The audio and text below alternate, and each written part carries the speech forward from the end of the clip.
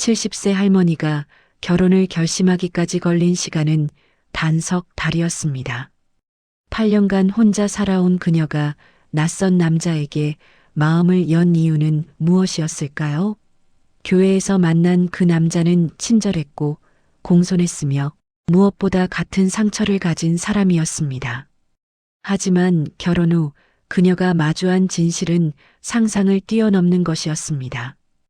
오늘은 외로움이 어떻게 한 사람의 삶을 위협할 수 있는지, 그리고 어떻게 다시 일어설 수 있는지에 대한 이야기를 들려드리겠습니다. 이 이야기가 흥미로우시면 구독과 좋아요 부탁드립니다. 정은주 씨는 올해 70입니다. 남편을 잃은 것은 62의 겨울이었습니다. 그로부터 8년이 흘렀습니다. 남편이 남긴 것은 작은 원룸 건물 하나였습니다. 5가구가 들어선 2층짜리 건물에서 나오는 월세가 은주 씨의 전부였습니다. 넉넉하지는 않았지만 혼자 살기에는 충분했습니다. 은주 씨의 하루는 단순했습니다. 아침 7시에 일어나 간단히 식사를 하고 9시면 동네 복지관으로 향했습니다. 그곳에서 한글 교실 보조 봉사를 했습니다. 글을 모르는 어르신들에게 자음과 모음을 가르치고 이름 쓰는 법을 알려주었습니다. 점심은 복지관 식당에서 해결했습니다. 오후 2시면 집으로 돌아와 잠시 쉬었습니다. 저녁 6시에는 작은 교회로 갔습니다. 예배에 참석하고 예배당 의자를 정리하고 불을 끄는 일이 은주 씨의 일과였습니다. 사람들은 은주 씨를 성실하고 조용한 사람이라고 말했습니다. 틀린 말은 아니었습니다. 하지만 정확히 말하자면 은주 씨는 사람들과 깊이 엮이는 것을 두려워했습니다. 은주 씨는 원래 이렇지 않았습니다. 젊은 시절 그녀는 활발했습니다.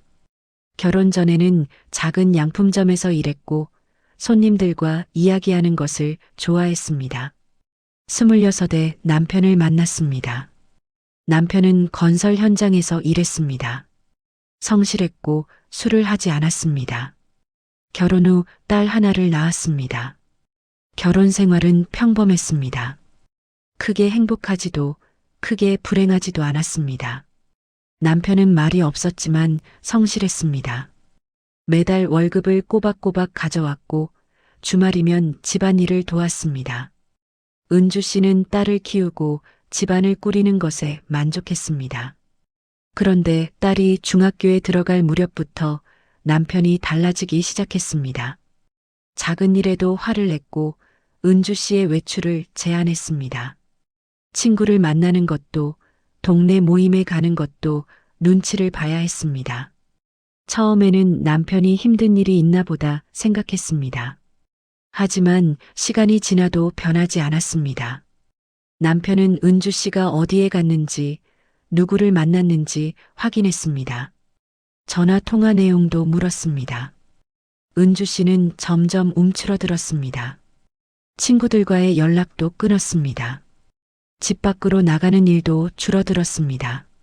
남편이 화내지 않도록 조심하는 것이 일상이 되었습니다. 딸은 그런 부모를 보며 자랐습니다. 대학 진학과 동시에 집을 나갔습니다. 취직 후에는 서울에서 일했습니다.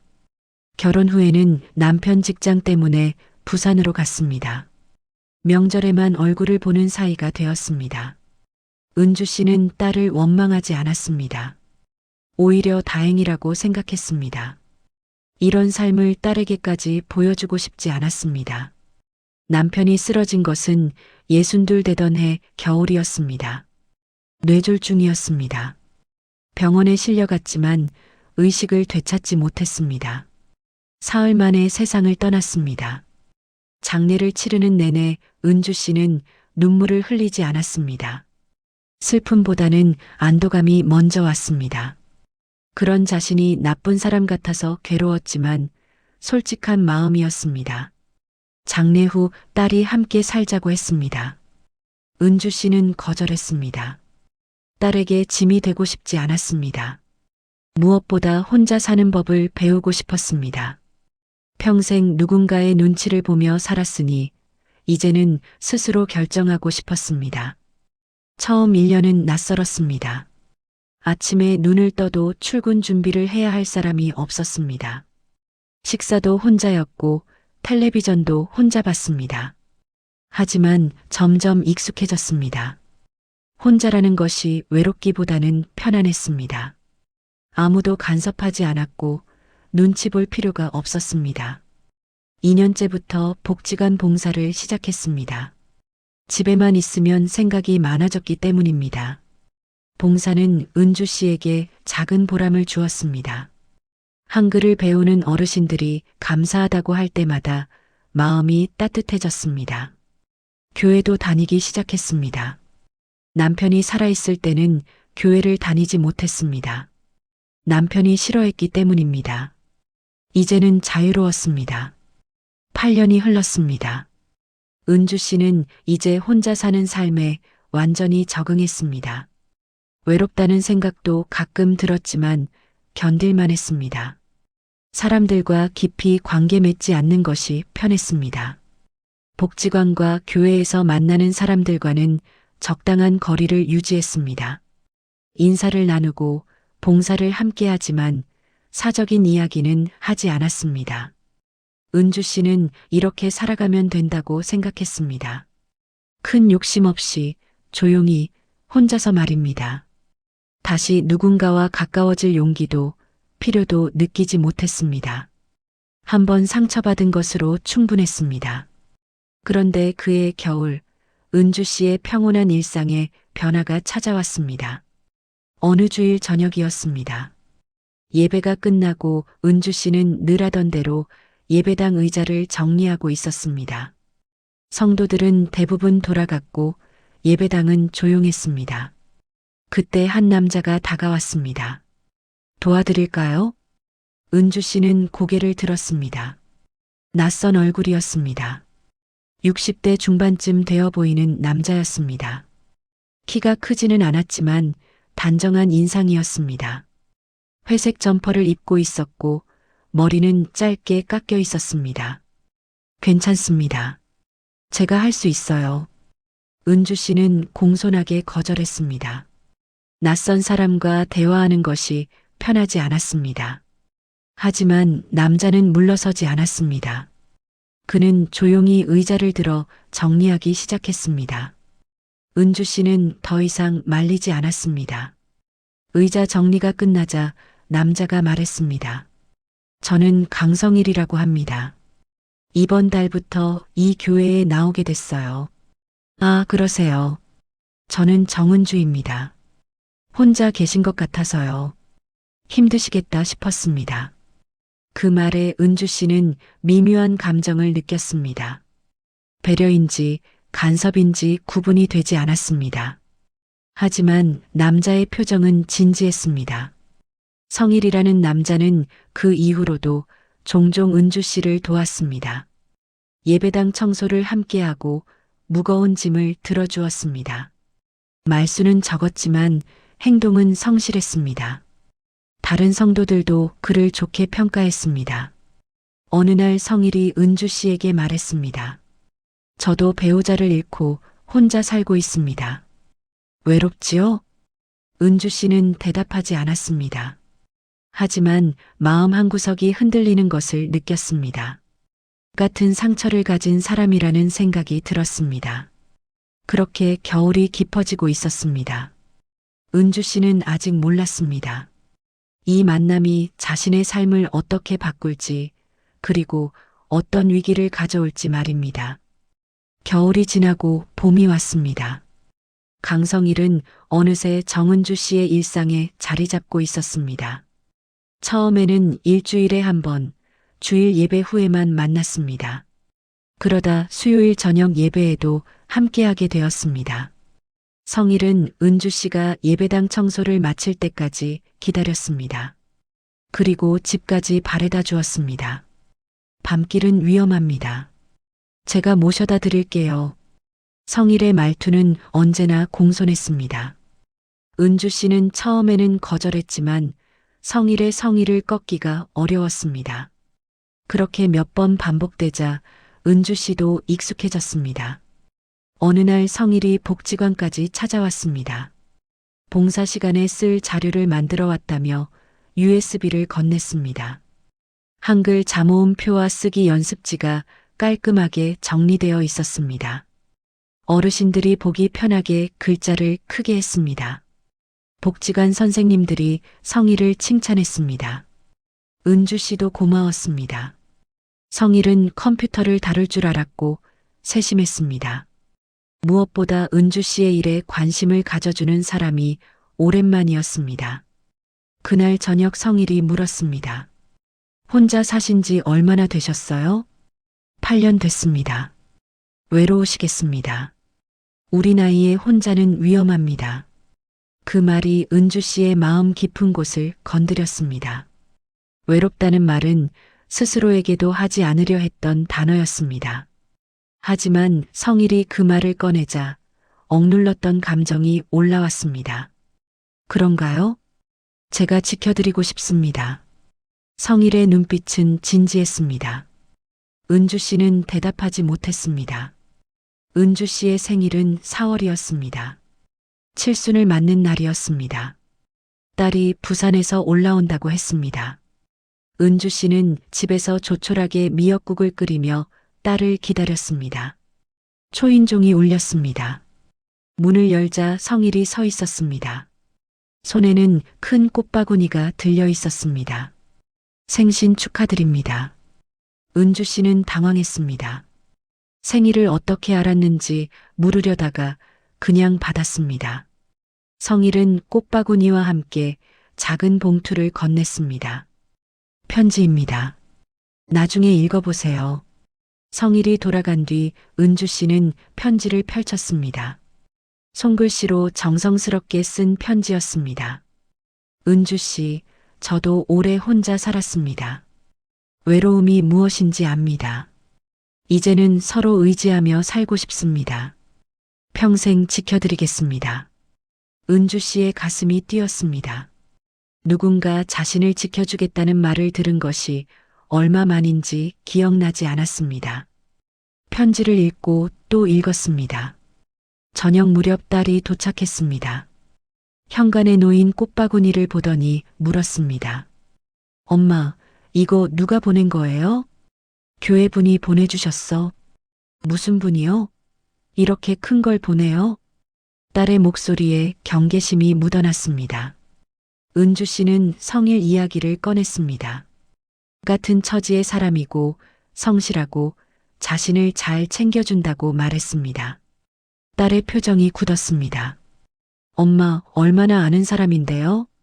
석 달쯤 됐어. 석 달밖에 안 됐는데 이렇게까지 해요? 이상하지 않아요? 뭐가 이상해? 그냥 친절한 사람이야. 엄마, 요즘 그런 사람 조심해야 해요. 혼자 사는 어르신들 노리는 사람들 많아요. 딸의 말에 은주 씨는 기분이 상했습니다. 딸이 자신을 걱정하는 것은 알지만 마치 판단력 없는 사람 취급하는 것 같았습니다. 내 엄마가 그렇게 어리석어 보여? 그런 게 아니라 너무 빨리 가까워지는 것 같아서요. 넌 모를 거야. 혼자 산다는 게 얼마나 외로운지. 딸은 더 이상 말하지 않았습니다. 하지만 표정은 여전히 불안해 보였습니다. 생일 저녁은 어색하게 흘러갔습니다. 다음 날 딸이 부산으로 돌아간 뒤 성일이 전화했습니다. 어제 따님이 오셨다면서요? 제가 인사드릴 걸 그랬습니다. 다음에 기회 되면 그렇게 하세요. 따님이 뭐라고 하시던가요? 별말 없었어요. 자식들은 결국 자기 삶이 우선입니다. 어머니를 진짜 이해하는 사람은 따로 있지요. 그 말이 은주 씨의 마음에 파고들었습니다. 딸이 자신을 걱정한다는 것은 알지만 정작 외로움을 이해해주지는 않는다는 생각이 들었습니다. 5월이 되었습니다. 성일은 본격적으로 마음을 표현했습니다. 우리 함께 살면 어떻겠습니까? 은주 씨는 놀랐습니다. 생각지도 못한 제안이었습니다. 갑자기 무슨 말씀이세요? 갑작스럽지 않습니다. 저는 진지합니다. 우리 나이에 혼자 살다가 쓰러지면 누가 돌봐줍니까? 서로 의지하며 삽시다. 은주 씨는 혼란스러웠습니다. 한편으로는 누군가 곁에 있다는 것이 안심이 되었습니다. 하지만 다른 한편으로는 너무 빠르다는 생각도 들었습니다. 생각할 시간을 주세요. 물론입니다. 천천히 생각하세요. 하지만 성일은 매일 전화했습니다. 복지관에도 자주 찾아왔습니다. 교회에서도 은주 씨 곁을 지켰습니다. 자연스럽게 사람들은 두 사람을 한 쌍으로 보기 시작했습니다. 목사님이 은주 씨를 불렀습니다. 강 집사님과 좋은 관계 같던데 축복해드리고 싶습니다. 교회에서도 인정하는 분위기였습니다. 은주 씨는 점점 거부할 이유를 찾기 어려워졌습니다. 6월 초 은주 씨는 딸에게 전화했습니다. 재혼하려고 해. 전화 너머로 한동안 침묵이 흘렀습니다. 엄마, 진짜예요? 응. 강성일 씨라고 교회에서 만난 분이야. 석 달 전에 처음 만난 그 사람이요? 엄마, 너무 빨라요. 나도 생각 많이 했어. 근데 혼자 늙어가는 게 두려워. 엄마가 외로운 건 알아요. 그래도 이건 너무 급해요. 최소한 1년은 알아보고 결정하세요. 1년은 너무 길어. 나도 나이가 있는데. 딸은 반대했지만 결국 꺾을 수 없었습니다. 은주 씨는 마음을 굳혔습니다. 혼인신고는 간단하게 이루어졌습니다. 증인은 교회 목사님과 권사님이었습니다. 특별한 예식은 하지 않았습니다. 성일이 은주 씨의 집으로 짐을 들여왔습니다. 이제 우리 집이네요. 성일이 웃으며 말했습니다. 은주 씨도 웃었습니다. 하지만 어딘가 어색했습니다. 처음 며칠은 괜찮았습니다. 성일은 여전히 공손했고 도움이 되었습니다. 설거지도 하고 쓰레기도 버렸습니다.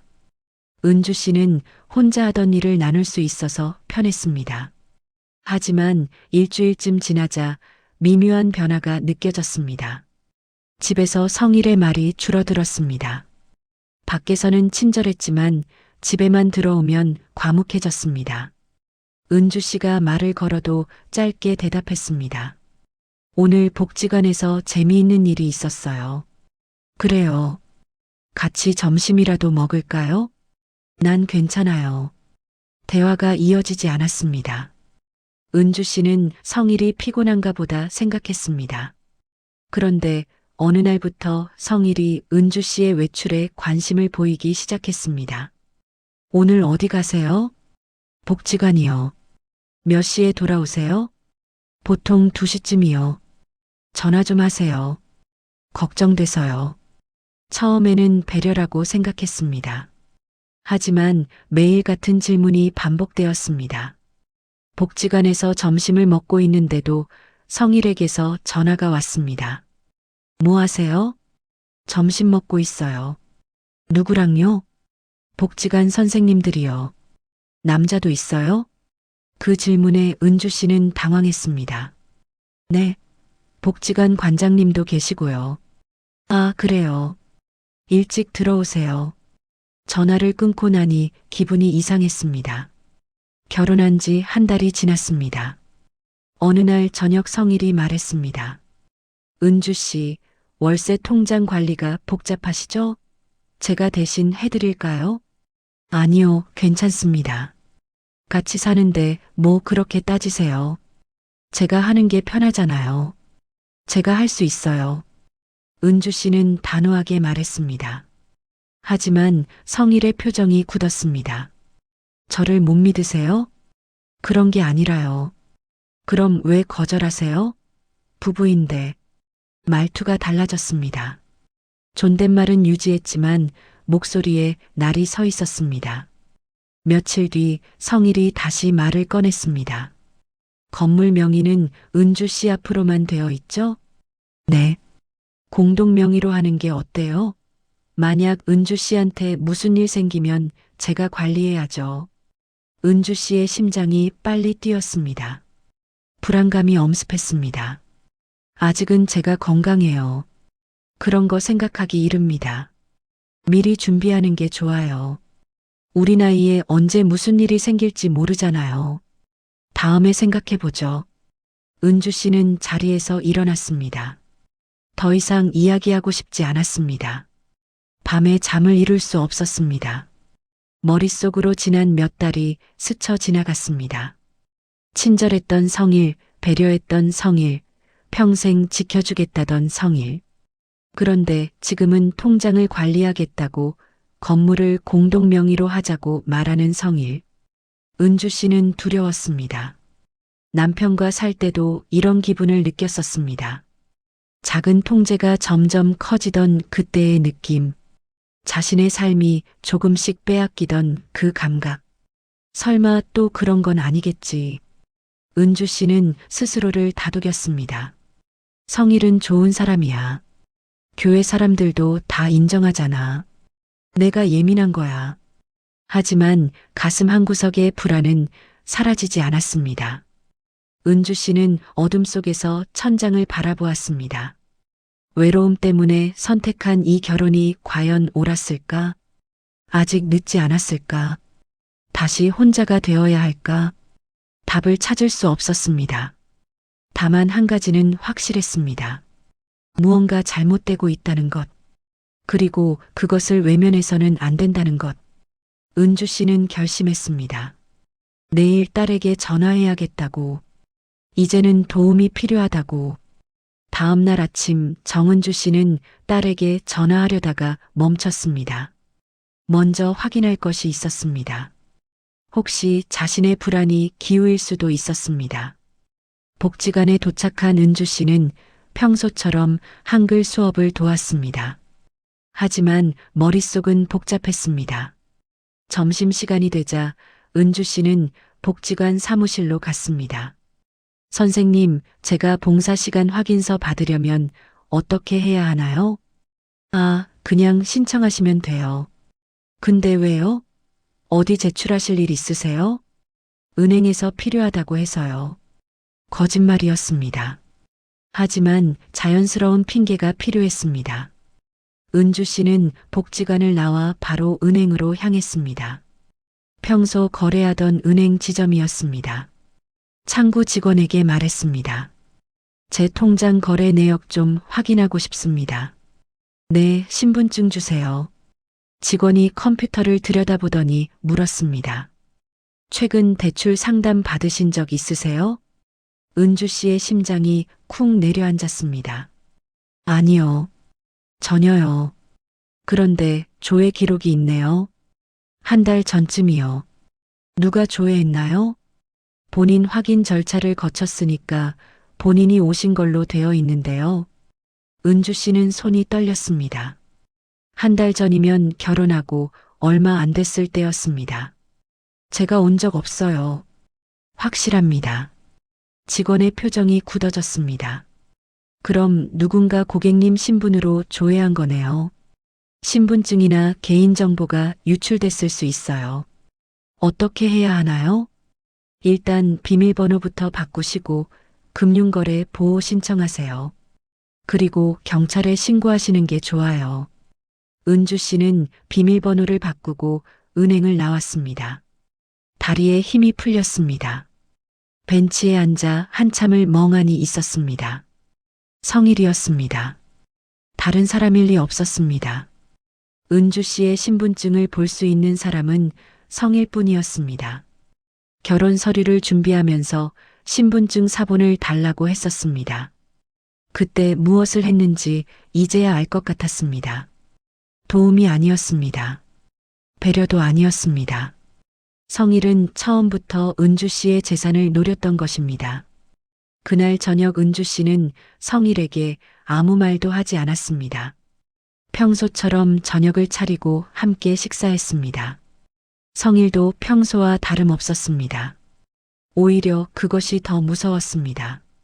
다음 날 은주 씨는 교회에 일찍 갔습니다. 김 권사님을 만나기 위해서였습니다. 김 권사님은 교회를 오래 다닌 분이었고 여러 교회 소식을 잘 알고 있었습니다. 권사님, 강성일 집사님 전에 어느 교회 다니셨는지 아세요? 김 권사님의 표정이 미묘하게 변했습니다. 왜 그걸 물어보세요? 그냥 궁금해서요. 김 권사님이 주위를 살피더니 작은 목소리로 말했습니다. 은주 권사님, 저도 할 말이 있었어요. 근데 이미 결혼하셨다고 해서 말 못했어요. 무슨 말씀이세요? 강 집사님이요. 전에 다니던 교회에서 문제가 있었대요. 제 친구가 그 교회 다니는데 거기서도 혼자 사시는 권사님이랑 가까워졌다가 재산 문제로 소송까지 갔다고 하더라고요. 은주 씨는 숨이 막혔습니다. 확실한 거예요? 제 친구가 직접 본 일이래요. 그래서 그 교회를 못 다니게 됐고 우리 교회로 온 거래요. 저도 목사님한테 말씀드렸어야 했는데 증거가 없어서 조심스러웠어요. 고맙습니다, 권사님. 은주 씨는 교회를 나왔습니다. 모든 것이 명확해졌습니다. 성일의 친절, 배려, 헌신, 그 모든 것이 계획된 것이었습니다. 집으로 돌아오는 길에 은주 씨는 딸에게 전화했습니다. 지연아, 엄마야. 엄마, 왜요? 목소리가 이상한데요. 엄마가 잘못했어.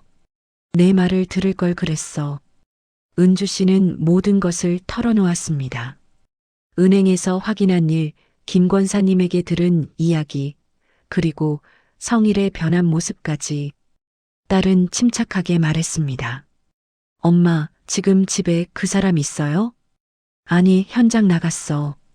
좋아요. 지금 바로 중요한 서류랑 통장 챙기세요. 제가 오늘 올라갈게요. 미안해, 지연아. 미안할 것 없어요. 엄마가 잘못한 게 아니에요. 그 사람이 나쁜 거예요. 딸의 목소리가 떨렸습니다. 화가 나 있었지만 엄마를 안심시키려 애쓰는 것이 느껴졌습니다. 딸의 도움과 보호 조치. 저녁 무렵 딸이 도착했습니다. 성일이 돌아오기 전이었습니다. 딸은 가방 하나를 들고 왔습니다. 엄마, 서류 다 챙겼어요? 응, 여기 있어. 건물 등기부등본, 통장, 인감증명서, 신분증까지 모두 봉투에 넣어뒀습니다. 이거 제가 맡을게요. 그리고 내일 아침에 같이 변호사 사무실 가요. 변호사까지 필요해? 당연하죠. 재산 보호 조치부터 해야 해요. 그리고 이혼도 준비해야죠. 딸의 말에 은주 씨는 현실을 실감했습니다. 이혼. 결혼한 지 2달 만에 이혼을 해야 한다는 사실이 참담했습니다. 엄마 잘못이 아니에요. 그 사람이 사기꾼이에요. 딸이 은주 씨의 손을 잡았습니다. 따뜻했습니다. 밤늦게 성일이 돌아왔습니다. 거실에 딸이 앉아 있는 것을 보고 놀란 표정을 지었습니다. 따님이 오셨네요. 네, 엄마 일 때문에 왔어요. 딸의 목소리는 차가웠습니다. 성일이 무언가 눈치챈 듯 했습니다. 갑자기 무슨 일이라도 있어요? 별일 아니에요. 내일 아침 일찍 나가야 해서 오늘 자고 가려고요. 성일은 더 이상 묻지 않았습니다. 하지만 계속 은주 씨와 딸을 번갈아 쳐다봤습니다. 다음 날 아침 은주 씨와 딸은 일찍 집을 나섰습니다. 변호사 사무실로 갔습니다. 변호사는 상황을 듣고 즉시 조치를 취했습니다. 일단 재산에 대한 가압류 신청부터 할게요. 그리고 이혼 소송 준비하겠습니다. 사기 혐의로 고소도 가능한데 증거를 더 모아야 해요. 얼마나 걸릴까요? 협의 이혼이면 빠를 수 있어요. 근데 상대방이 버티면 시간이 걸릴 수 있습니다. 은주 씨는 고개를 끄덕였습니다. 변호사 상담을 마치고 은행으로 갔습니다. 모든 통장의 공동명의 요청을 거부하는 서류를 작성했습니다. 그리고 월세 입금 계좌를 딸의 명의로 바꿨습니다. 엄마, 이제 그 사람이 함부로 못 건드려요. 딸이 안심시켰습니다. 집으로 돌아왔을 때 성일이 기다리고 있었습니다. 표정이 어두웠습니다. 은행에서 연락 왔습니다. 무슨 일이에요? 은주 씨는 침착하게 대답했습니다. 제 재산을 정리했어요. 왜 저한테 말도 안 하고요? 말할 필요 없었어요. 성일의 목소리가 높아졌습니다. 우리 부부잖아요. 이게 뭡니까? 당신이 제 신분증으로 대출 알아본 거 알아요. 성일의 얼굴이 굳었습니다. 그건 오해예요. 혹시 몰라서 알아본 거예요. 전 교회에서도 같은 짓 했다고 들었어요. 성일이 입을 다물었습니다. 더 이상 변명하지 않았습니다. 이혼할 거예요. 은주 씨가 분명하게 말했습니다. 성일이 비웃었습니다. 좋아요. 하세요. 그런데 교회 사람들한테 뭐라고 할 건데요? 결혼한 지 2달 만에 이혼하는 사람 어떻게 볼까요? 은주 씨는 그 말에 흔들리지 않았습니다. 사람들이 어떻게 생각하든 상관없어요. 제 삶이 더 중요하니까요. 그 순간 은주 씨는 깨달았습니다. 남의 시선 때문에 자신을 속이며 살 수는 없다는 것을, 다시 통제당하는 삶으로 돌아갈 수 없다는 것을. 성일은 더 이상 할 말이 없었습니다. 며칠 뒤 짐을 싸서 집을 나갔습니다. 은주 씨는 빈 거실에 홀로 앉아 있었습니다. 외로웠습니다. 하지만 두렵지는 않았습니다. 오히려 가슴이 뻥 뚫리는 기분이었습니다. 딸이 옆에 앉았습니다. 엄마 잘하셨어요. 응. 엄마가 용기 냈어. 은주 씨는 창밖을 바라봤습니다. 여름 햇살이 밝았습니다. 이제 시작이었습니다. 진짜 자신을 지키는 삶이 시작되는 것입니다. 외로움 때문에 자신을 내주지 않겠다는 다짐, 아무리 힘들어도 존엄을 지키겠다는 결심. 은주 씨는 알았습니다. 혼자라는 것이 외로울 수는 있지만 잘못된 관계 속에 있는 것보다는 낫다는 것을. 진짜 평온은 누군가와 함께 있을 때가 아니라 스스로 중심을 잡았을 때 온다는 것을. 복지관 김 선생님이 전화했습니다. 은주 선생님 괜찮으세요? 소문 들었어요. 네, 괜찮아요. 오히려 잘 됐어요. 용기 내셨네요. 존경해요. 전화를 끊고 나니 마음이 한결 가벼웠습니다. 다음 주 일요일 은주 씨는 다시 교회에 갔습니다. 사람들의 시선이 느껴졌습니다. 하지만 당당했습니다. 예배를 마치고 예배당 의자를 정리했습니다. 김 권사님이 다가왔습니다. 은주 권사님 잘 이겨내셔서 다행이에요. 고맙습니다, 권사님. 권사님 말씀 덕분에 정신 차렸어요. 목사님도 은주 씨를 불렀습니다. 하나님이 지켜주셨습니다. 앞으로도 함께 하실 거예요. 은주 씨는 고개를 끄덕였습니다. 집으로 돌아오는 길 딸이 물었습니다. 엄마, 이제 어떻게 살 거예요? 글쎄, 예전처럼 살겠지. 근데 이젠 더 단단해졌으니까 괜찮을 것 같아. 은주 씨는 웃었습니다. 진심에서 우러나온 웃음이었습니다. 새로운 시작이었습니다. 70년을 살며 처음으로 자신을 진짜 지켜낸 순간이었습니다. 은주 씨는 다짐했습니다. 다시는 외로움이 자신을 흔들게 두지 않겠다고. 그리고 그 다짐은 단순한 결심이 아니라 경험을 통해 배운 지혜였습니다. 이혼 절차는 생각보다 빨리 진행되었습니다. 성일이 더 이상 버티지 않았기 때문입니다. 변호사가 말했습니다. 협의 이혼으로 합의했습니다. 재산 분할 없이 깔끔하게 정리됐어요. 정은주 씨는 안도했습니다. 재산 피해 없이 관계를 끝낼 수 있었습니다. 석 달간의 결혼이 완전히 끝났습니다. 서류상으로도 법적으로도 은주 씨는 다시 혼자가 되었습니다. 딸이 일주일간 은주 씨와 함께 지냈습니다. 집안을 정리하고 성일이 남긴 흔적을 지웠습니다. 옷장에 걸려있던 성일의 옷, 화장실 선반의 면도기, 현관 신발장의 구두 모두 치웠습니다. 엄마, 이제 괜찮으세요? 딸이 물었습니다. 응, 괜찮아. 오히려 후련해. 거짓말이 아니었습니다. 은주 씨는 정말 후련했습니다. 짧은 결혼이었지만 큰 깨달음을 얻었습니다. 딸이 부산으로 돌아가던 날 은주 씨는 현관까지 배웅했습니다. 엄마, 힘들면 언제든지 전화하세요.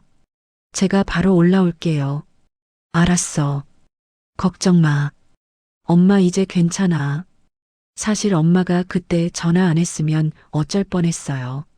전화해줘서 고마워요. 딸의 눈에 눈물이 맺혔습니다. 엄마가 미안하지. 내 말을 진작 들을 걸 그랬어. 아니에요. 엄마가 용기 낸 게 중요해요. 나이가 몇이든 다시 시작할 수 있다는 걸 보여주셨잖아요. 은주 씨는 딸을 꽉 안았습니다. 따뜻했습니다. 딸이 떠난 뒤 은주 씨는 홀로 남았습니다. 집은 조용했습니다. 예전에 남편과 살 때도 이렇게 조용했습니다. 성일과 살 때도 조용했습니다. 하지만 지금의 고요함은 달랐습니다. 두렵지 않았습니다. 은주 씨는 소파에 앉아 지난 몇 달을 돌아봤습니다. 외로움 때문에 성일에게 마음을 열었습니다. 누군가 곁에 있다는 안도감을 원했습니다. 하지만 그 관계 속에서 은주 씨는 자신을 잃어가고 있었습니다. 통제당하고 감시당하고 재산을 빼앗길 뻔했습니다. 남편과의 결혼 생활도 떠올랐습니다. 젊은 시절 은주 씨는 활발했습니다. 친구들과 어울리고 웃고 자유로웠습니다. 하지만 결혼 후 점점 움츠러들었습니다. 남편의 눈치를 보며 자신을 지워갔습니다. 그렇게 40년을 살았습니다. 남편이 세상을 떠난 뒤에야 비로소 숨을 쉴 수 있었습니다. 8년 동안 혼자 살며 은주 씨는 조금씩 자신을 되찾았습니다. 하지만 완전하지 않았습니다. 외로움이라는 구멍이 여전히 있었습니다.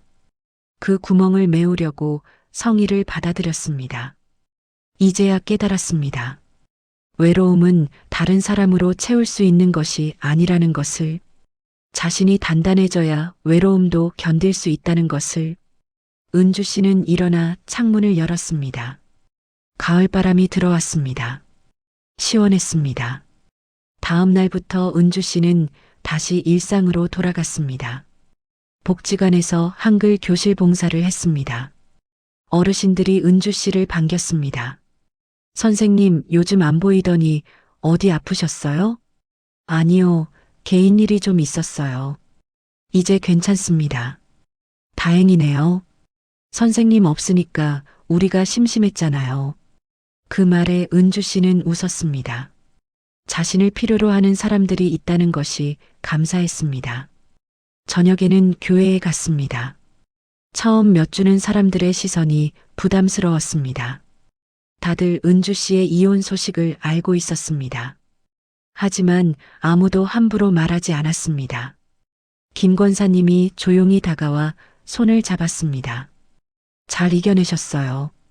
하나님이 함께 하셨어요. 목사님도 설교 후에 은주 씨를 불렀습니다. 권사님 힘드셨죠? 하지만 옳은 선택하셨습니다. 교회가 함께 기도하겠습니다. 사람들의 따뜻한 지지가 은주 씨에게 힘이 되었습니다. 수군거림을 걱정했지만 오히려 응원을 받았습니다. 한 달이 지나자 은주 씨는 완전히 안정을 찾았습니다. 아침에 일어나는 것이 두렵지 않았습니다.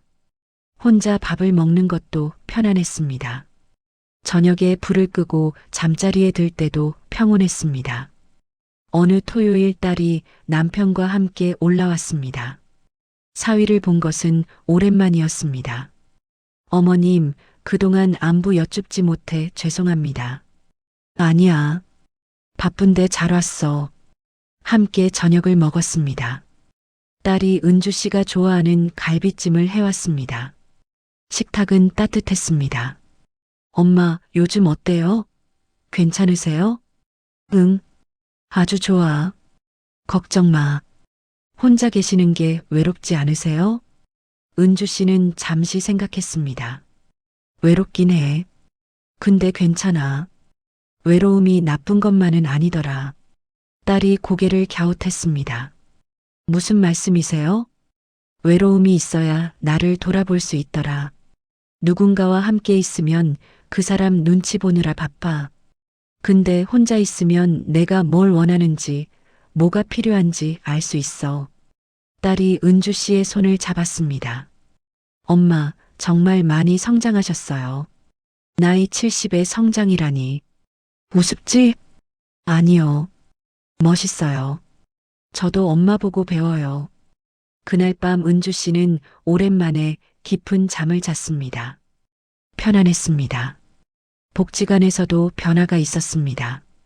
은주 씨가 더 적극적으로 봉사에 참여했습니다. 한글 교실뿐만 아니라 다른 어르신들의 말벗도 되어 주었습니다. 선생님, 혼자 사시면서 외롭지 않으세요? 한 할머니가 물었습니다. 외롭죠. 근데 혼자라는 게 꼭 나쁜 건 아니더라고요. 어떻게 그럴 수 있어요? 혼자 있을 때 진짜 나를 알 수 있어요. 그리고 나를 지킬 수 있고요. 할머니가 고개를 끄덕였습니다. 맞는 말이에요. 저도 남편 없이 혼자 산지 10년인데 처음엔 힘들었어요. 근데 지금은 이게 편해요. 두 사람은 웃었습니다. 교회에서도 은주 씨의 역할이 커졌습니다. 혼자 사는 여성 성도들을 위한 소그룹 모임을 만들었습니다. 한 달에 한 번씩 모여 차를 마시며 이야기를 나눴습니다. 혼자 산다는 게 외롭기도 하지만 자유롭기도 하잖아요. 맞아요. 근데 가끔 누가 아프면 어쩌나 걱정돼요. 그래서 우리끼리 연락하고 지내면 좋겠어요. 서로 안부 묻고요. 은주 씨의 제안에 모두가 동의했습니다. 그렇게 작은 공동체가 만들어졌습니다. 겨울이 다시 왔습니다. 성희를 처음 만난 지 1년이 지났습니다. 은주 씨는 예배당에서 의자를 정리하고 있었습니다. 1년 전처럼 혼자였습니다. 하지만 느낌이 달랐습니다. 외롭지 않았습니다. 김 권사님이 다가왔습니다. 은주 권사님, 요즘 표정이 정말 밝아지셨어요. 그래요? 네. 뭔가 편안해 보이세요. 은주 씨는 웃었습니다. 마음이 편해져서 그런가 봐요. 이제는 저 자신과 화해했어요. 집으로 돌아오는 길, 은주 씨는 별을 올려다봤습니다. 겨울 하늘은 맑았습니다. 70년을 살며 처음으로 은주 씨는 자신을 진짜 사랑하게 되었습니다.